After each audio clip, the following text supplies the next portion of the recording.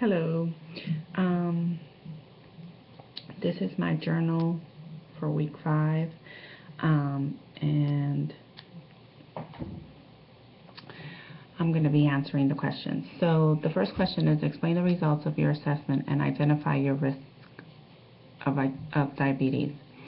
I think my risk for diabetes could potentially be high if I didn't watch what I ate and if I didn't work out. Because my mother and her brother both suffer from diabetes. They need to get daily injections. When I did my assessment, I got 7 out of the 10 for the assessment. I got 7 things that are going on with me right now. I don't think I have diabetes, but I did check yes for 7 out of the 10. So I think my potential for getting diabetes, if I don't stay on top of my workouts and my eating diet, my eating habits, and just monitoring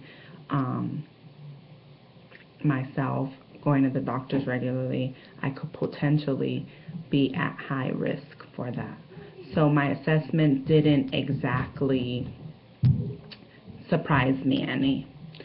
The next question is, examine the relationship between health and wellness by discussing the impact of diabetes mellitus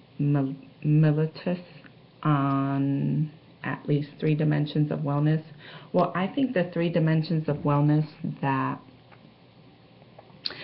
first of all, when you look at diabetes and the things that the organs and the diseases that it causes, like the coronary heart disease and the dental disease that I read in the book, foot problems, vision, all that, I think falls under the emotional, physical, and possibly occupational, I think. Because when you have diabetes, that's a serious condition, and if you don't have it under control, it can impact your full body functions, and it could potentially, be hurtful to you emotionally if you can't deal with all the conditions that, if it's not controlled, that you can potentially have. Physically, it just immobilizes you. Some people can't walk because they get really heavy, or if you do have to amputate your leg or your foot, then those are serious conditions.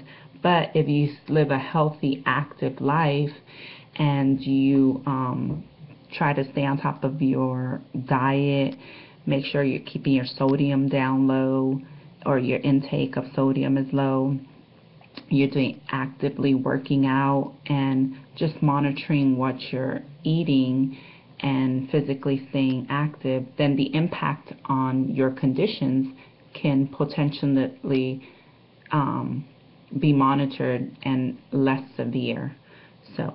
And then the third question is, identify 3 lifestyle habits a person can practice to reduce his or her risk of type 2 diabetes. Type 2 diabetes,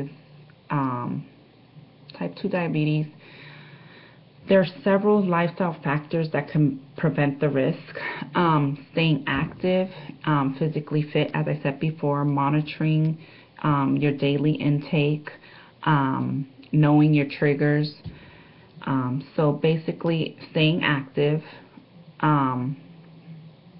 If you smoke, then cutting that out, taking that extra stressor out of your body, and to help increase blood flow, healthier lungs, healthier heart.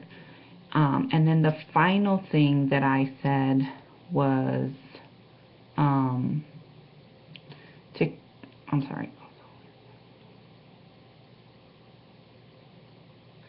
and finally, having type 2 diabetes is important to make sure to have a balanced diet.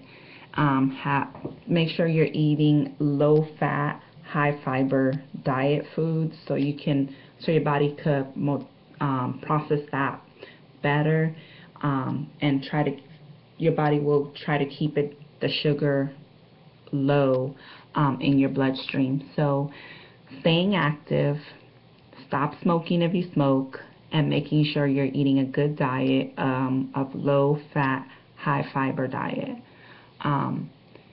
So diabetes is a serious problem. I know, I lived it. My mom has it, her family has it. So just making sure that you're doing all the right things to, you know, if you have it, keep it balanced, well, keep it low. And if you're at risk of having it, making sure you're doing everything to keep yourself from getting it by eating right and staying active. Thank you for letting me do this, for